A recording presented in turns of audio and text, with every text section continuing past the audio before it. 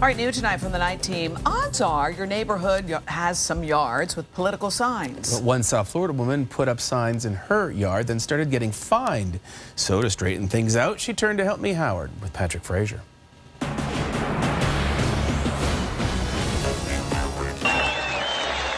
Many people can't wait for Election Day and for the political season to end.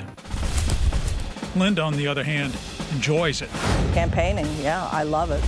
One look at Linda's yard, and it's clear she's passionate about politics. I had signs for a judge. I had signs for congressional candidates, and I always had a Trump sign from day one. Then, according to Pembroke Pines records, a neighbor complained about the 14 signs Linda had in her yard, and that brought a visit from code enforcement. I got a violation. They brought it, put it on my door, then it said I had 7 days to comply. To avoid the $250 fine, Linda Googled the city ordinance that said she could have one sign per candidate. And what did I do? I removed all the other signs and had only one sign per candidate per side of the street. But instead of ending her trouble, it escalated. That was on Friday. A police officer came out with code enforcement. And I said, do we really need a police officer? Linda was told she was going to be fined $500 a day for her political signs. She loves politics and her politicians, but her wallet has a limit. I'm willing to do the $250, but you know, now you're looking at $750 and then $500 every day. I can't afford that. Linda took all her signs down, stunned as she put them away. And I'm exercising my First Amendment God-given rights. I live in the United States of America. Why can't I have political signs during a political election? Well, Linda found the ordinance online that says she can have one sign for each candidate. Or can she, Howard? No, and it's not her fault. The ordinance Linda found on the internet is an old one that didn't get taken down. The new Pembroke Pines ordinance is stricter and limits the size and number of signs. So if it's the average yard sign, you will be limited to about 2 signs.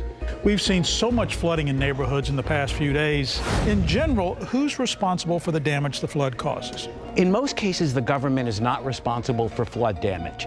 If it's a construction defect, you might be able to go after the builder. And remember, homeowner's insurance does not cover the damage, but flood insurance should if you have it. A viewer has a lien on her tag from 15 years ago. Do liens expire?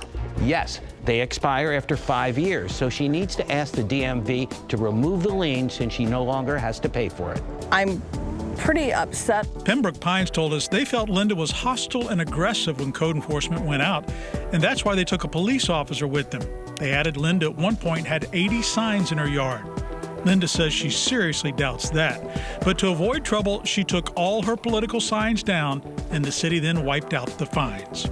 I'm at a loss because I still feel that they're suppressing me, that they're violating my constitutional rights.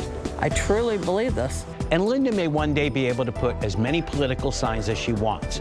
That's because the city's ordinance comes from a 2015 Supreme Court ruling. But I think the city will be forced to rewrite the ordinance again because it limits a person to showing support for 2 candidates when they have a right to support as many as they want on their property.